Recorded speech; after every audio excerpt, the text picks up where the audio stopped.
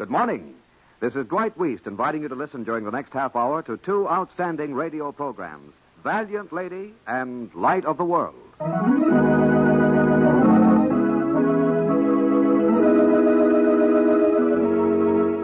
Valiant Lady.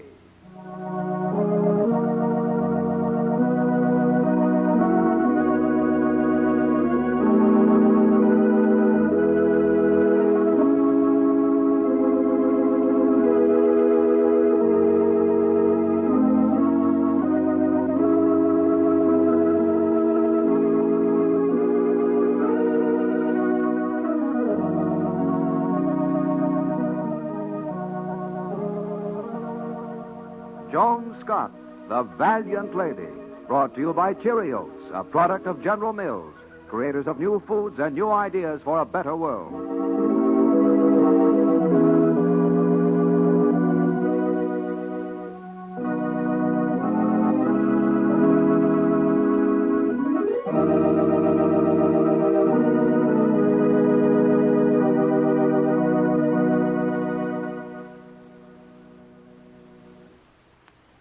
Today, we are a nation united as perhaps we have never been united before. In the mind of every one of us, there are the same anxious thoughts. How is the fighting going? And what can I do to help? Compared with the sacrifices that the men of our invasion forces are making now, it doesn't seem very much for us to do to give money. And yet the outcome of the battle may be decided by the amount and kind of equipment with which our men are supplied. We can help today by buying more war bonds. War bonds to provide money for equipment that will continue to give our men the overwhelming superiority we want them to have on the invasion fronts.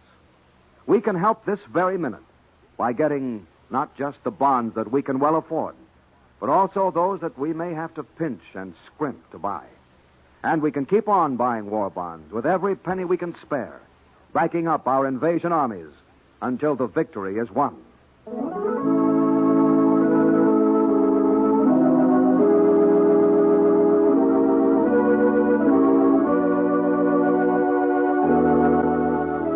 Valiant Lady.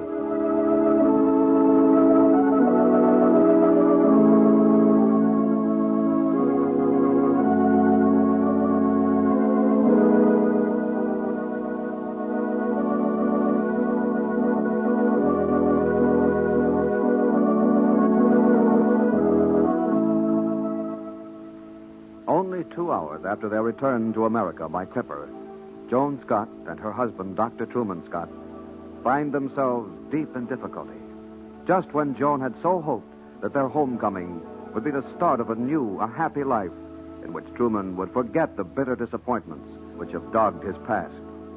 And to make matters worse, Joan feels responsible for their present trouble, for it all stems from the bracelet which has such sentimental value to her, and which she refused to sell when she had the chance in Algiers.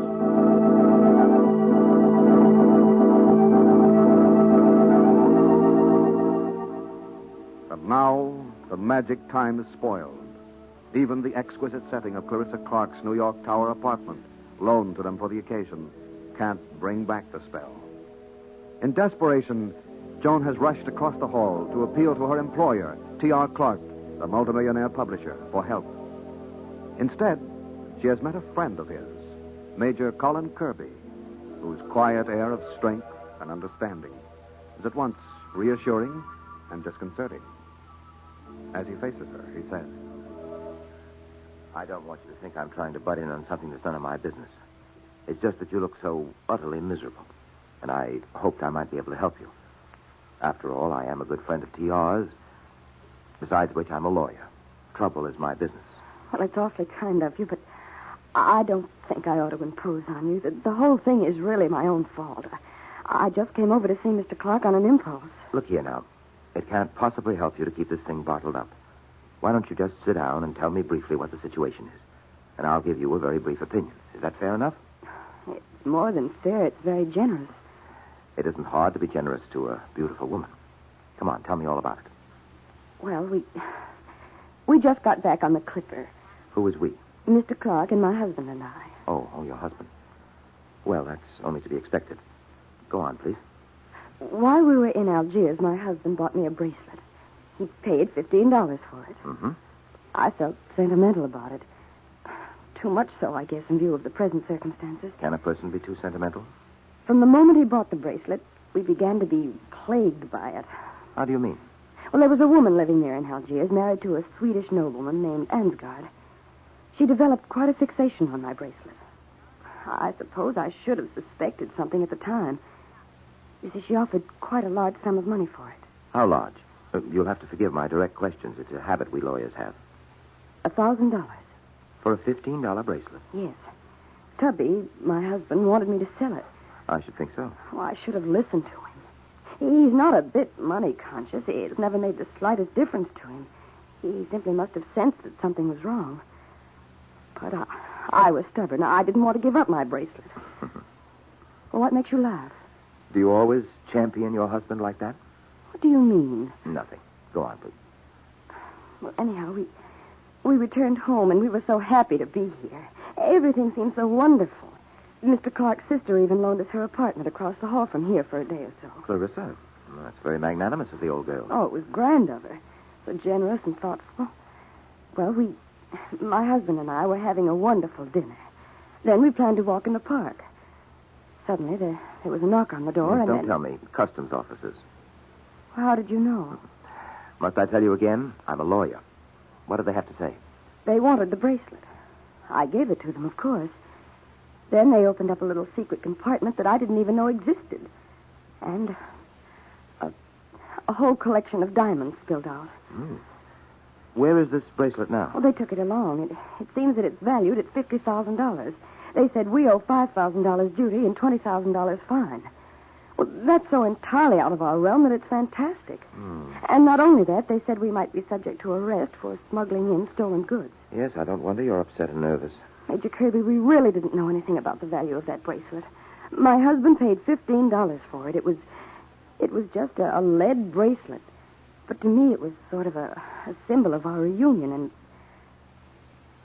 But that's quite another story. The question now is, how can we possibly convince the authorities that we had no intention of smuggling in any diamonds? Well, I'll have to see what I can do. You know, there's always a way. Try not to worry too much. Oh, I wish you'd say that to Tubby. He's fearfully upset. Look, Mrs. Scott, suppose we go across the way and talk to your husband. I'd like to meet him, and he may be able to shed some light on the subject. Oh, I wish you would. I'm sure he'd appreciate it if you really don't mind. Of course not. Let's go right away. Here, let me open the door. Thank you. You've got to stop that trembling, you know. I'm not a doctor, but I know that much. Here we are. I don't think the door is locked. Tubby? Doesn't seem to be here. He must be. He wouldn't have left at a time like this. We've got to find him. Now, take it Tubby? easy. Oh, Tubby. Well, just a minute, Joan, darling. I'm glad you got back. I was just about to come and get you. It's your dad and my mother. Where? You mean here? No, on the telephone. Go in and say hello. They're so excited they can hardly talk. Oh, wonderful. I'm glad I didn't miss them. Oh, how rude of me. Tubby, this is Major Kirby. He's a friend of Mr. Clark's. He's offered to try to help us about the bracelet. Major, you'll excuse me for a minute, won't you? Why, of course. Run right along. You don't know how anxious I am to talk to them. We put in the call as soon as we got here, but we didn't expect to hear so soon. Well, Major, won't you sit down? Thank you. Good of you to be concerned with our personal troubles. I wouldn't say it was much of an effort. Your wife's an extraordinarily attractive person. And, of course, being a friend of TR's. I know. People are so often affected that way by my wife. Well, that can't be so hard for you to understand. In a way, it's quite a compliment, isn't it? I hadn't thought of it quite like that. Maybe it's because I like to believe a man should have something better to offer than his wife's reflected glory. I understand you're just back from Algiers. That's right. It's good to be back, isn't it? I just got back myself. That depends on what you're coming back to. For you, Major Kirby, I should think it'd be great. Why for me any more than for you? Please don't think I'm complaining or being cynical. Just trying to be realistic. For you, Major Colin Kirby, the man who has everything. Oh, come now, son. That's putting it on a bit thick. Not quite everything. Think I don't know? Even though I have been away for 2 years. I remember your name. I've seen your picture in the papers. You aren't exactly a non-entity, you know. Ask any mother with a marriageable daughter. She'll tell you about your wealth, your social position, and even your fame as a lawyer. Now I know you're giving me a ride. And what about you? That's just it. What about me? Dr. Truman Scott, a young man of promise. That was some years ago. Whatever became of him? He failed, Major, right along the line. What do you think of that? He likes to blame it on bad luck, on unrelenting fate. Actually, you can chalk it up to bungling. Not much of a picture, is it? Oh, I don't know. From the way you tell it, at least you sound consistent and certainly haven't lost your sense of humor. And certainly you have one thing to be very grateful for. Well, what's that? A wife who worships the ground you walk on. Joan. That's what's got me nearly crazy with worry over this mess. You see, I expect to be in the Army in a few days. Providing this can be cleared up. Yes, well, I'll do everything I can. I promise you that. I know what it means to you. You see, my position is just the reverse. Oh, what do you mean? I expect to be retired from the Army. A matter of a wound I collected in the Pacific.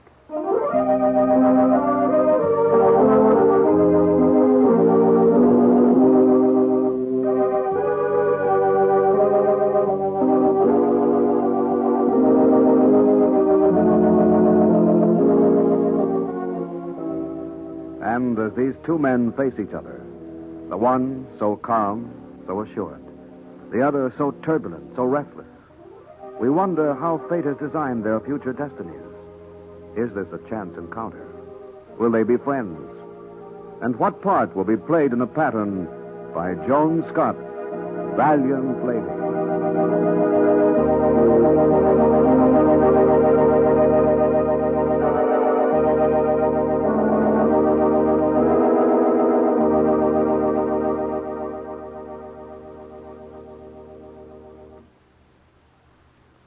In this time of deep national anxiety, there is one thing we can all do to help our men who are fighting now on the invasion fronts. We can buy more war bonds. Money we spend for war bonds will help to give our men the assurance that we're standing back of them in every way we can. And we ourselves will have the comfort of knowing that our money will give our men the vast superiority in arms and equipment that we all want them to have.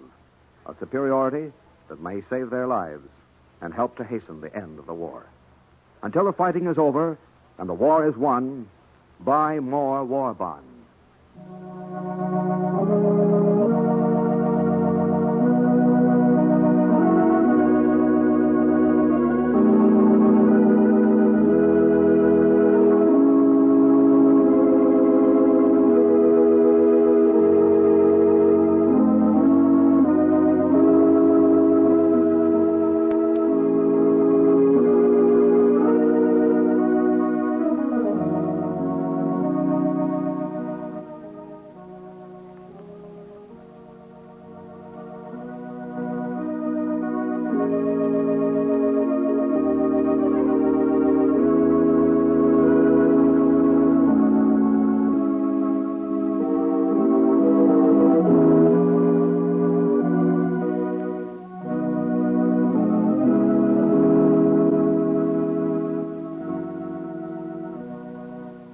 Don't miss tomorrow's story of Valiant Lady, presented by Cheerios.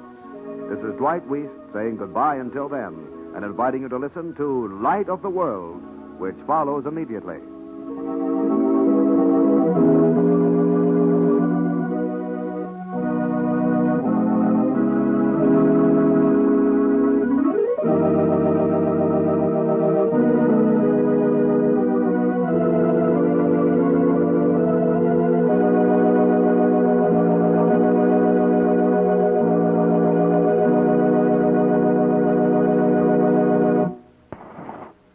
This late dispatch from CBS News headquarters in New York. President Roosevelt will go on the air at 10 o'clock tonight, Eastern Wartime, with the hope that the nation will join him in a prayer which he has written for the occasion. Columbia will bring you the President's broadcast at 10 o'clock this evening, Eastern Wartime. Before that, at 3 p.m. Eastern Wartime, we hope to bring you a broadcast by King George VI of Great Britain. This dispatch has come to you from CBS World News. We resume our scheduled programs.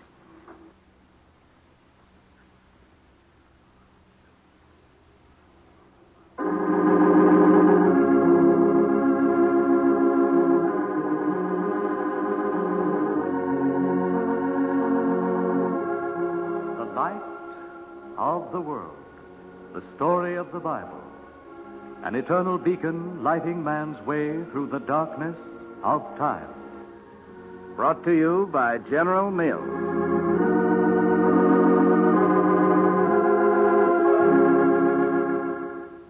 You know, now that the invasion is actually underway, I don't believe there's one of us who doesn't feel a deep personal obligation to every man on the invasion front.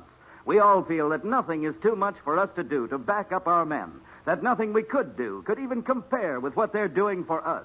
Well, there are many things we can do, but one thing we must do right away is put every dollar we don't absolutely have to use for food and rent and doctor's bills into war bonds. Yes, we must give our men our all-out financial support right away. For the greater the battle, the greater their need of our money for equipment. And right now, they're engaged in the greatest battle in our history. The greatest battle in the history of the world, actually. Yes, whatever we do, we must all dig deep into our pockets and our savings accounts and put every dollar we can possibly spare into war bonds right away. It's now or never. We all realize that. It's get behind our fighting men now with everything we've got, or let them down when they need us most. And there's not one of us who could bear to do that. On this critical day in our history, our thoughts are with our valiant men who stormed the fortress of Europe, and our hearts are united in a single prayer, the prayer that God will watch over the men we love, granting the victory for which they fight and the lasting peace which victory will bring. In the belief that the lessons on the pages of the Holy Bible will bring comfort and inspiration during this time of conflict and of crisis, we put aside today our story of Jezebel's daughter Athaliah to recall some of the immortal stories of man's faith in God and of God's mercy and goodness. We ask you to turn back with us to the book of Genesis, chapter 22, verses 1, 2, and 3. And it came to pass that God said unto Abraham, Behold, here I am. And he said, Take now thy son, thine only son Isaac, whom thou lovest, and get thee into the land of Moriah, and offer him there for a burnt offering upon one of the mountains which I will tell thee of. And Abraham rose up early in the morning and took Isaac his son and went into a place of which God had told him. Father, may I help you? It's all ready now, my son. Oh, but you said you always sacrificed a lamb. Don't you want me to go down to the plains? I'm sure I could find a lamb down there, Father. No, Isaac. Not today, my son. I'm sorry, Father. I shouldn't be impatient. God will provide a lamb, won't he? I guess you'll scold me for not having faith. No, Isaac, I'm not going to scold you today. I was so pleased when you asked me to come here with you to worship, but I guess I've asked so many questions you'll never want to bring me again. Isaac, my son, don't talk about the future. You've been a good boy. You've always been a comfort to me. I had hoped to see the day when you'd be married and have sons. Father, you're so sad and different today. You speak as if you didn't think you'd live much longer. Please, Isaac. Oh, no, Father. I couldn't bear that. I don't want anything to happen to you, not ever. It is not my time to go yet. I am sad today. I think God understands why and will forgive me. Now, my son, Isaac, will you pray to God? What shall I say, Father? Give thanks for his mercy and goodness to you and to all men. Tell him what is in your heart, my boy. Dear God, I thank you for your kindness and mercy and goodness to me.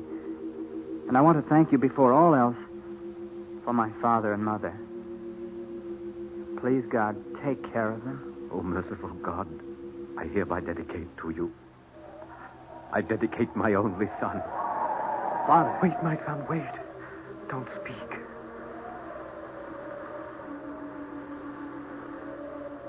I thank thee, O God. You have sent a ram into the wilderness for the sacrifice. It is not to be my son. Come, my son, let us kneel down here together before the altar and pray. For God is indeed merciful and good. And the angel of the Lord called unto Abraham out of heaven, and he said, Lay not thine hand upon the lad, for now I know that thou fearest God, seeing thou hast not withheld thy son, thine only son, from me.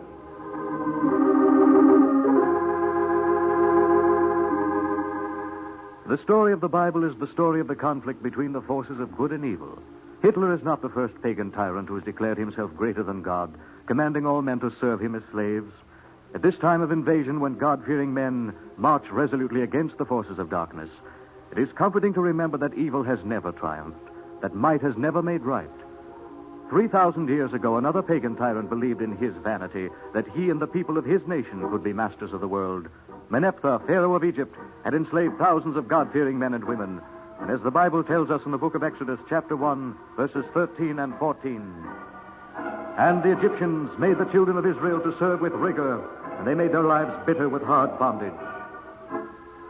The descendants of Jacob endured unspeakable suffering in Egypt, for a madman ruled, a madman who stirred his people to insatiable lust and violence by his words of hate. I have a message today for all Egyptians. Our civilization is the greatest in the history of the world. Our public works will remain as lasting memorials of my genius and of this age in which we live. There is only one blot on our grandeur. It is these miserable foreigners among us. Egypt is a land for pure-blooded Egyptians only. These foreigners work as slaves building my temples and the Great Wall. They're beaten without mercy, and yet they still refuse to worship our gods. The gods of Egypt are the only gods in the world. It is a disgrace to every pure-blooded Egyptian that we cannot force these foreigners to worship our gods. And I say to you that they must be wiped off the face of the earth. They must be killed. I command you, my loyal Egyptians, to kill them without mercy. Those are my orders. Kill! Kill!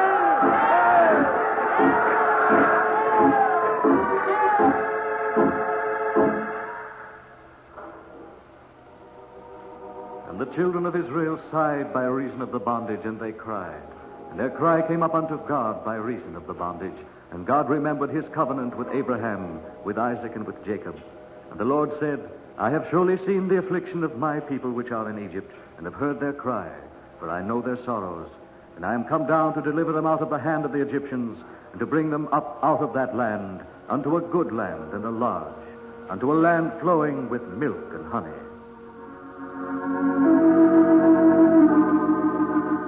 And in the land of Midian, Moses followed the sound, which he alone of all men on earth could hear. Lord God of Abraham, I know you are near me tonight, guiding my footsteps. I know that this mountain shall be called Horeb. It is the mountain of God.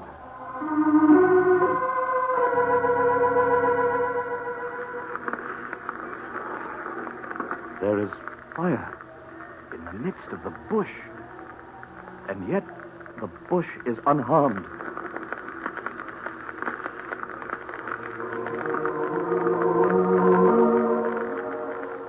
Now Moses came to the mountain of God, even to Horeb.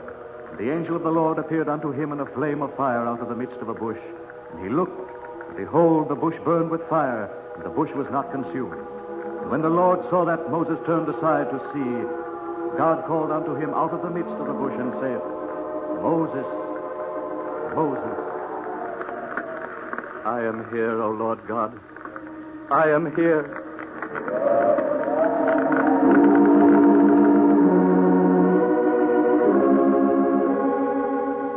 And the Lord said, I am the God of thy father, the God of Abraham, the God of Isaac, and the God of Jacob.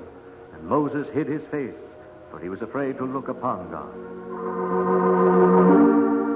Armed with the miracle of his faith, Moses followed the command of God and returned to Egypt to free his people from the bondage of the Egyptians. It was not an easy task, but through the ages, the story of the Exodus has been an inspiration to the enslaved people of the world.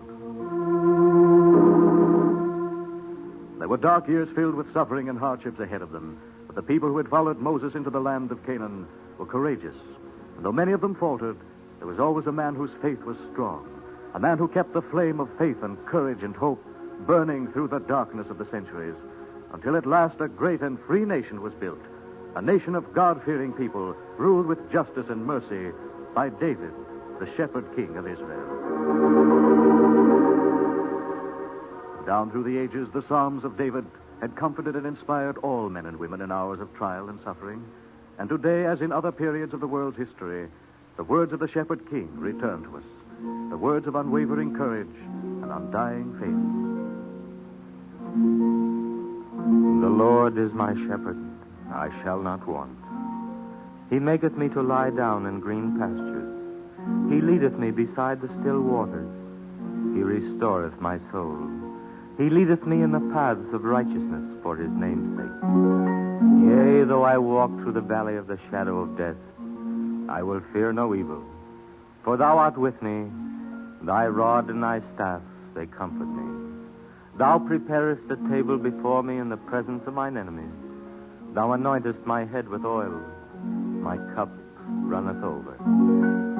Surely goodness and mercy shall follow me all the days of my life, and I will dwell in the house of the Lord forever.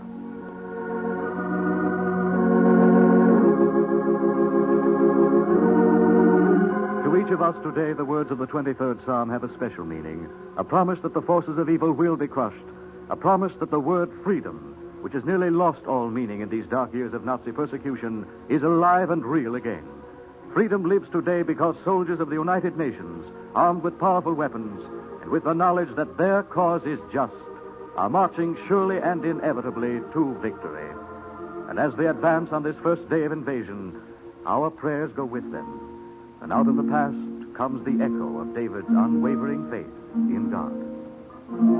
Yea, though I walk through the valley of the shadow of death, I will fear no evil, for thou art with me.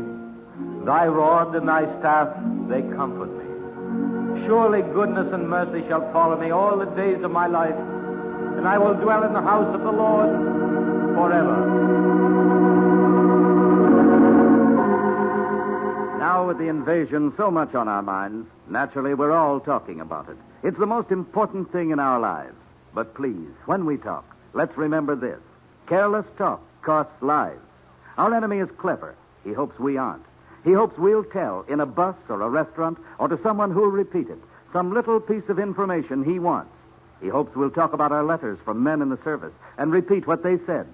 And those of us who are in war work, yes, he hopes we'll let out some of the things we know about our work. Well, let's fool him, please. The enemy has big ears. He hopes we have big mouths. Let's show him he's wrong. Let's think before we speak. Let's remember that careless talk costs lives.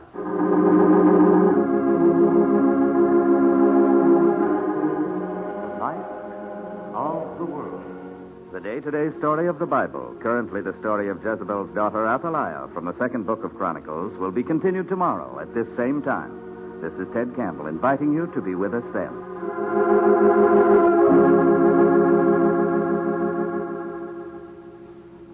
This is CBS, the Columbia Broadcasting System.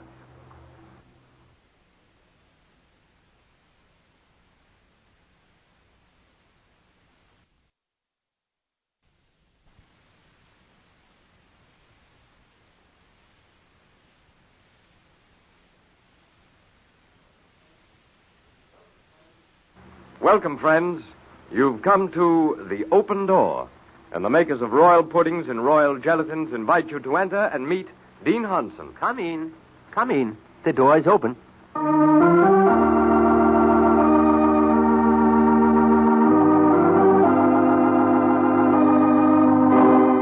John Merrick, the huge, taciturn owner of the Jefferson Feed and Grain Store, has come to the open door. And today he says to Dean Hansen, My mother's 55 and has her own home, and she can work at the books in my store as long as she wants. She's worked for security, and she's got it. And now she wants to throw it all away for the sake of the raggle-taggle gypsies, oh. a new problem for busy Dean Hansen, a queer and unusual problem, begins today at The Open Door.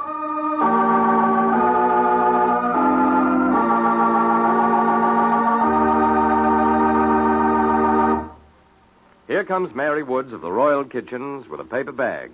Something good for me, Miss Woods? Something good, period, Arnold. Oh. I'm taking home some macaroons for dinner tonight. I bet you're going to snuggle them up to royal pudding. I'm going to put them right on royal pudding for a nice, crunchy taste that I know will make a hit. I hope all our listeners will try this easy dessert soon. First, make royal butterscotch pudding, just as the package says, and in that astonishingly quick way. When you're ready to serve it, crush a few macaroons and sprinkle them over the top. And not stingy, but not too thick. And that's all. Royal desserts, all 4 kinds, are awfully good just as is, but you'll like thinking up variations like this macaroon idea for royal butterscotch pudding. One thing I want you to insist on, though, is always getting royal pudding. There just isn't any substitute for it.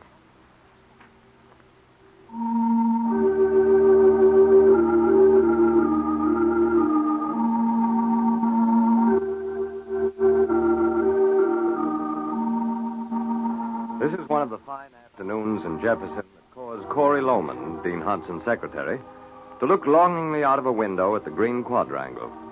Even the buildings cannot crowd out the lush greenness. It's as if a green and friendly jungle had invaded the prim northern sanctuary of red brick. Soon the summer's sun will parch the grass. Soon the autumn will thin the now encroaching trees. But today the new growth is victorious. No one could be indifferent to the day's invitation. Least of all, young Corey Lohman. Pull yourself out of this, my girl. No sense in mooning out of the window in broad daylight. Just because these days you have nothing to do at night. No one to meet. No one to rush back for to residence hall and change. No one to hurry down for to the coffee shop and say, "Darling, I'm not late, am I? At least not very late." For that, Corey Lohman, you can go down to Hostess House and put in an extra session washing the servicemen's dishes. Maybe tonight something exciting will happen. Maybe tonight you can lose your heart again. I wonder if there'll be a moon tonight. The distant whir of the lawnmower comes through the window, together with the sweet smell of new-cut grass. Professor Greentree crosses the campus, shoulders stooped, a briefcase under one arm and several books under the other. Corey asks silently from her vantage point, Isn't the day exciting to you? Then Corey turns away and regards the dean's next visitor, Mr. John Merrick. Once more she asks silently, Don't you find the day exciting? And Mr. Merrick, summoned back from his innermost thoughts by her gaze, clears his throat.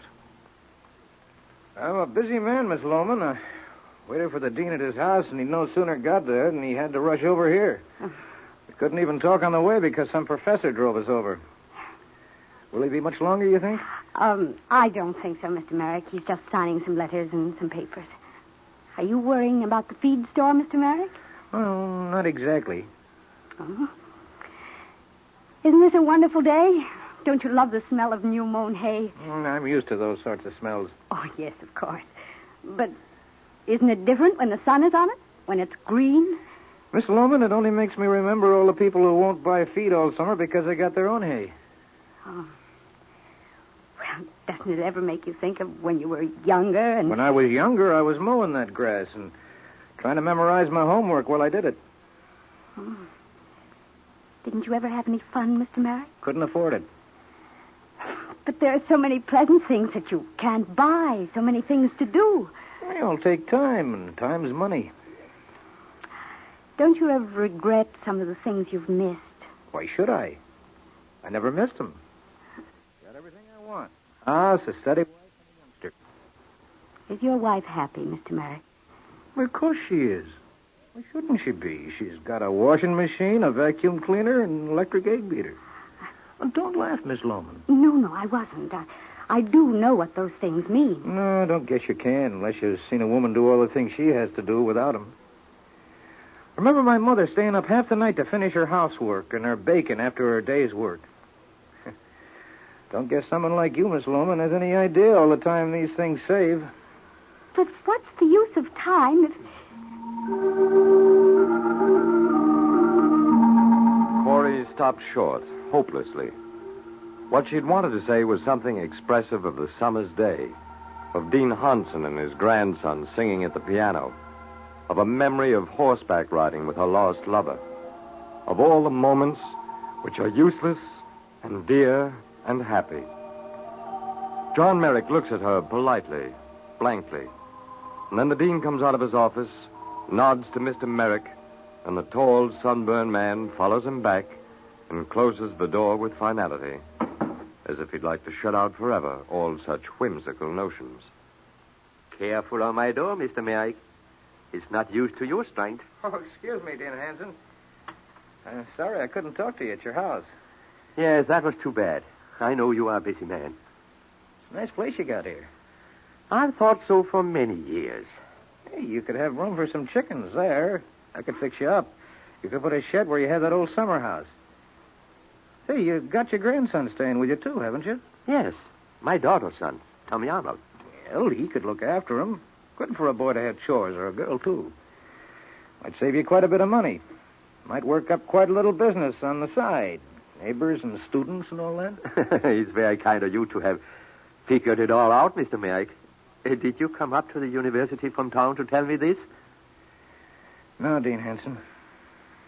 What is troubling you, Mr. Merrick?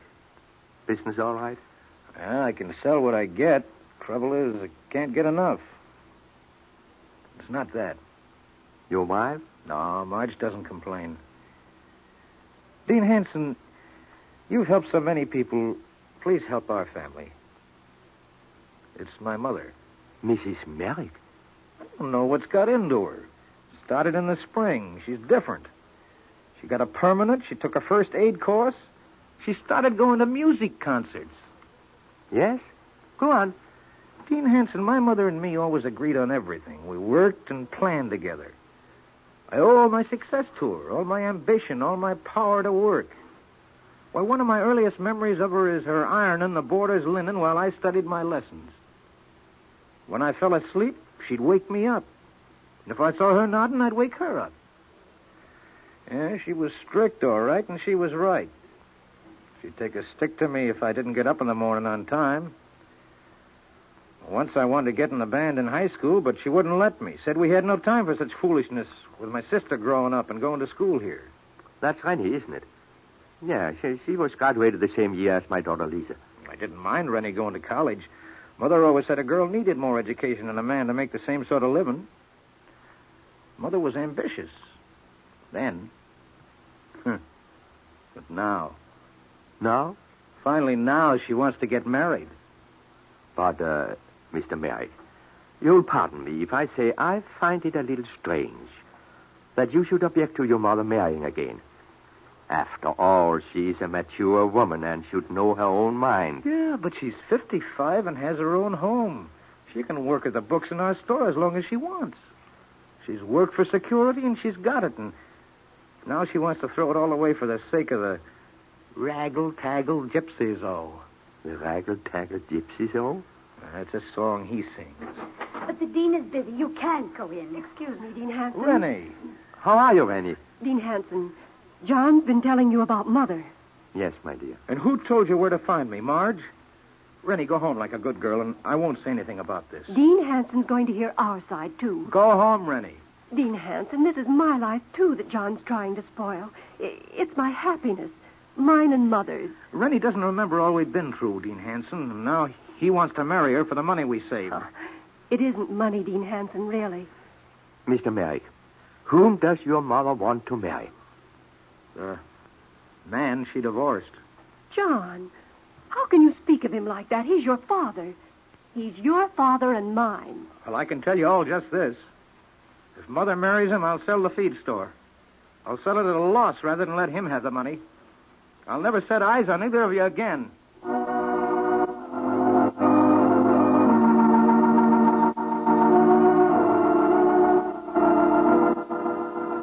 Old childhood enmities, old hurts, stir themselves in the dean's little office. Here is one of the most unusual problems ever to walk through the open door. The dean looks at the large, sunburned man, then at his sister. They're turned away from each other.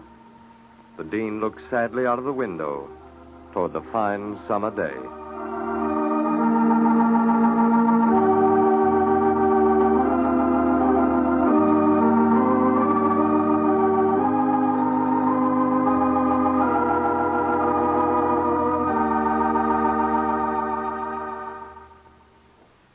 You know, that's true what Mary Wood said about keeping royal puddings on hand. An assortment of flavors. There's delicate royal vanilla pudding, rich royal chocolate, golden royal butterscotch, and the tapioca member, royal vanilla tapioca pudding. All so easy, all so good. And while we're stocking the pantry shelf, Arnold, let's not forget Royal Gelatin desserts with their wonderful fruity flavors. They're different from all the others, and they're flavor sealed. That's right. Royal puddings and Royal Gelatin desserts. That's the way to have better meals without fuss.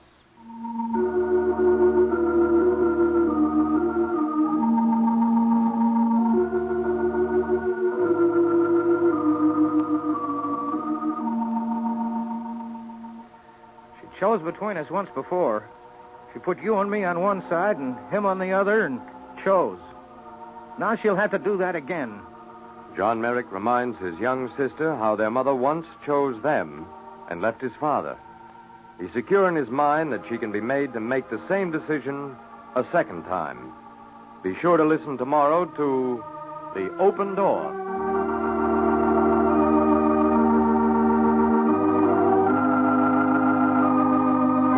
Your narrator for The Open Door, Arnold Moss.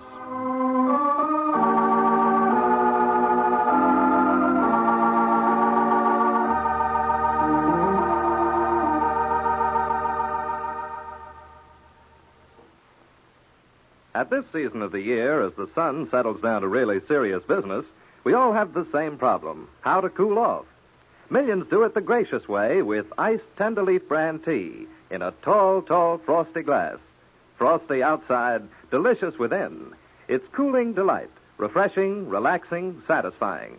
But take the precaution to get Tenderleaf brand tea, because in iced tea season, flavor is what counts. It's more important than ever. The finer and richer your tea is to start with, the better your iced tea will be.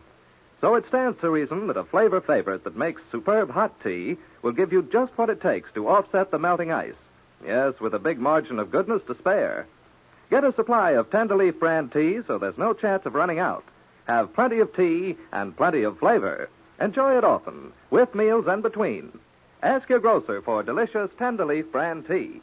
This is CBS, the Columbia Broadcasting System. Wonder Bread, the bread that's doubly fresh. Fresh when you buy it and fresh when you eat it. Presents Bachelor's Children.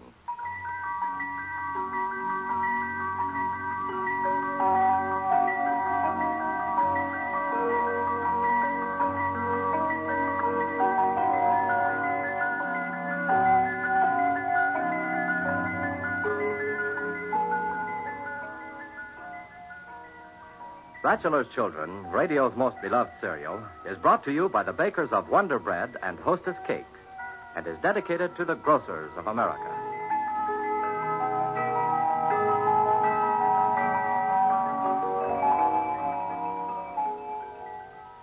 Some children don't seem to get ahead very fast. Sometimes they're tired for no other reason than that they don't get enough energy food. After all, a child burns up a lot of energy in school and out. If they could only get it like a car by stepping on the gas, there'd be no problem. But even at that, your child's body is like a motor. Only the energy comes from food instead of gasoline. And instead of a spark plug, the body uses vitamin B1 to help transform food into energy. So if your child needs more energy, maybe all he needs is to eat extra food with extra vitamin B1. And that's just where energy-charged Wonder Bread comes in handy to give that extra energy. Because not only is Wonder Bread charged with energy, but it contains extra vitamin B1. Yes, Wonder Bread contains more than enough vitamin B1 to help properly transform it into energy. In fact, Wonder Bread is the only bread with the famous $1,000 vitamin B1 guarantee. And on top of that, Wonder Bread is doubly fresh. Fresh when you buy it and fresh when you eat it. Because slow-baked. That is, baked 13% longer than many ordinary kinds for lasting freshness. It tastes swell. Get energy-charged Wonder Bread today and serve extra slices for extra energy. Your family will love it.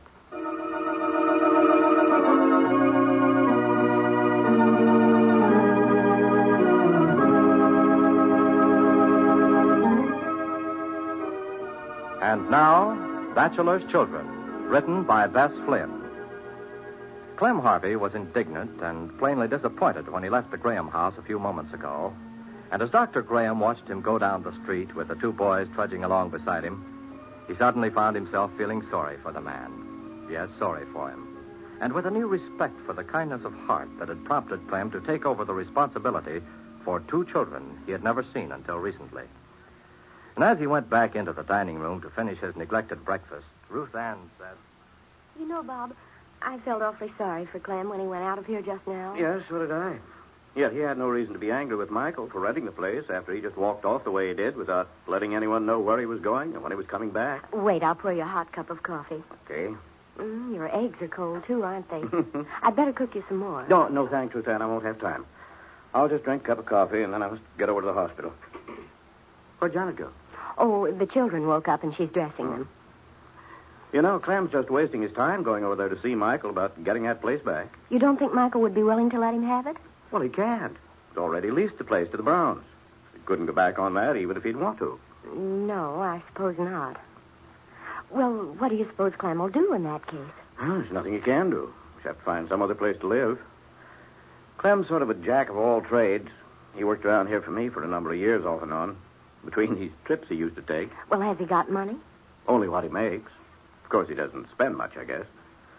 In fact, I think he told me some time ago that he'd saved up some money. Dr. Bob? Yes, Ellen? Do you know I could have sworn that I saw Clem Harvey going down the street a little bit ago? And where have you been? Oh, I went across the street to borrow some soap from Mary. I had to wash a blanket, and I didn't want to wait until the stores were open. And when I came out of the house over there, I saw this man going down the street, and his walk was just exactly like Clem's. Oh, I imagine it was Clem. Oh, Clem's gone out. He's gone away, and he's come back home again. What? Yes, he was here a little while ago. You don't tell me. Mm-hmm. Oh, but this man had 2 boys with him. So did Clem. Mm-hmm. Where'd he get them? Whose children are they? His, so he tells us. His? His children? Yep. Oh, my stars. Good grief, why, he isn't even married. I'll be home for lunch at the usual time. Now, Dr. Bob, wait a minute. I want to know what this is about Clem. I have time. You'll have to get Ruth Ann to tell you, Alan. I'm late now. Bye. Bye. Oh, my stars, I never heard. Oh, goodbye, Dr. Bob. Now, Ruth Ann, what is all this about Clem and those boys? When did he get here, and where'd he come from? Well, we were just having breakfast when he came to the door with these 2 boys. He told Bob they're the children of a man he knew who's in the Army, so he brought the boys back with him. Well, I never heard of such a thing. Haven't they got a mother? Yes, but she's very sick and unable to take care of them. Well, good grief. What's he going to do with them? Well, that's just what we've been wondering. Of course, he counted on taking them to that little place of Michael's out in the country. Oh, but he can't do that. The place is rented. The Browns have already moved in. Yes, I know, Ellen. That's what Bob told him. He was terribly upset about it. Well, I don't see why he should be. My stars, he just walked away from that place without saying by your leave or where he was going or when he was coming back or anything. Where's he going to now? Over to see Michael, to see if he won't let him have the place back. Well, I hope not. After I recommended the place to the Browns and they went to all the trouble and expense of moving out there, why, they'd just never forgive me if anything like that came up. Well, now, don't worry about it. It won't. How old are the boys? Clem says they're almost 12 and 14. Well, I vow, that isn't the craziest thing I ever heard of. Him taking 2 children. Well, I suppose it wasn't a wise thing for him to do. But I think it shows he has a very good heart. Yes, if that's the straight of it, which I doubt. Why? Why do you doubt it, Ellen? Because it sounds to me like it might be just another one of Clem's stories. You know how he always was, telling the biggest whoppers about himself and the things he did. No, I didn't know that. But I'm sure he told the truth about this. Because when Janet and I were giving the boys something to eat, they told us practically the same thing. What sort of children are they? Oh, they're nice boys. They weren't here long. Well, I give up trying to figure out what that man will do next.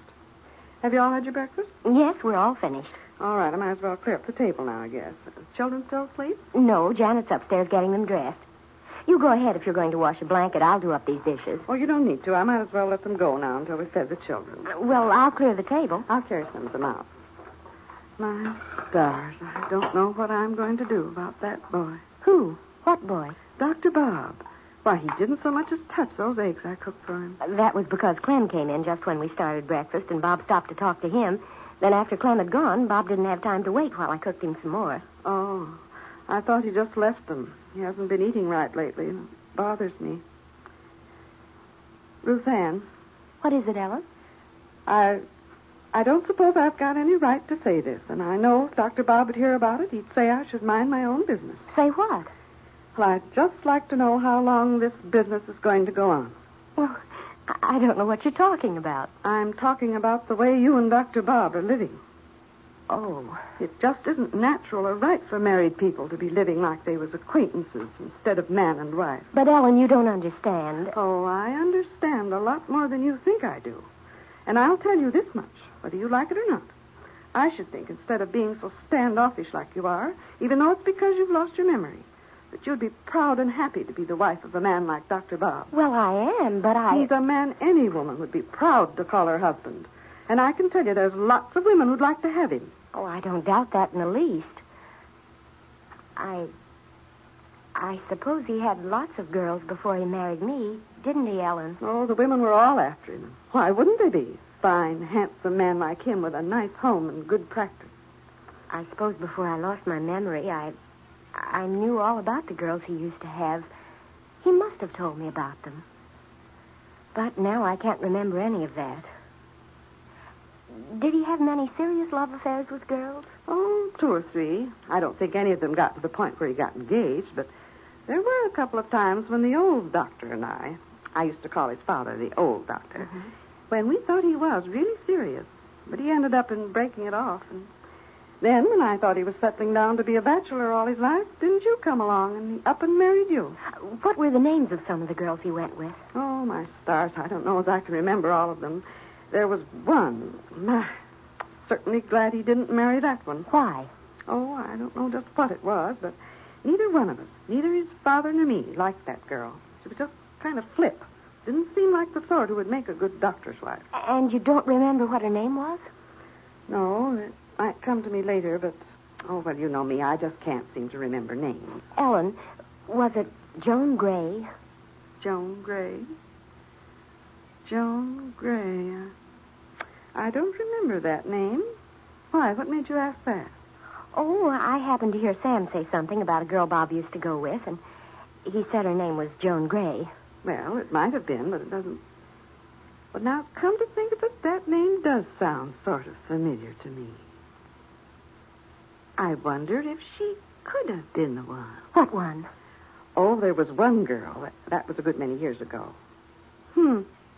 Now, you know, that had just completely slipped my mind until now. What had, Ellen? About that girl.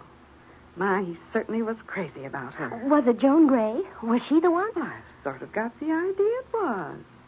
Yes? Yes, I'm pretty sure that's the name. Well, if he was so crazy about her, why didn't he marry her? I don't just rightly know. What was she like? Oh, as I remember, she was a beautiful girl. Tall, queenly looking. They'd have made a handsome couple, the two of them. Isn't it funny the way men do? You're just the opposite of her. Well, like they say, caught on the rebound. Oh, good grief. Why, Ruth Ann, you're crying, child. No, I'm not. I'm not crying at all. What have I got to cry about?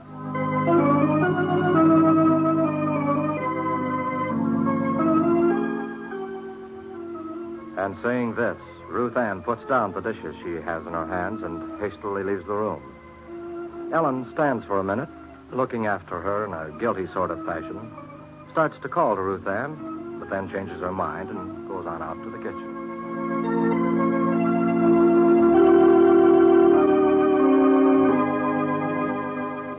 If you don't care how long bread stays fresh, you have no problem. But if you do, listen to this letter from Mrs. P.M. Bacon, 1511 Maiden Lane, Springfield, Ohio.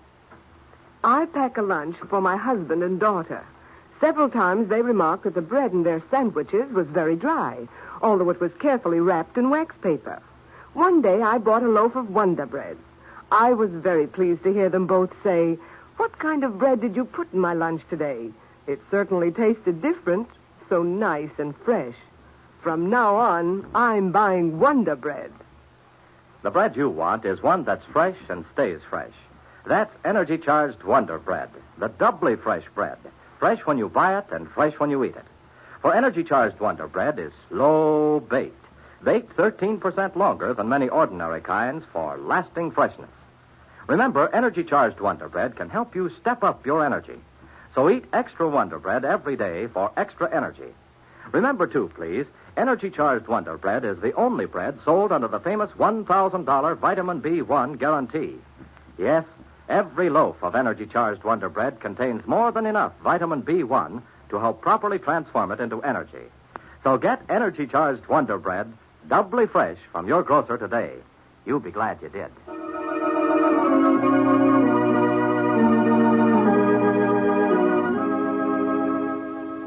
Ellen has a most uncomfortable day, and this evening she decides to have a talk with Janet. Please try to hear Bachelor's Children tomorrow when this conversation takes place. Meanwhile, in the interests of your family's appetite and health, get new Wonder Bread made with vitamin B1, the bread that's doubly fresh. Fresh when you buy it and fresh when you eat it. If you take 1 quart out of a gallon, you have 3 quarts left. That's the story about black market gasoline. With only so much gasoline, ration coupons are issued in order to divide it fair and square. Stolen or counterfeit coupons for the black market trade take gasoline out of circulation.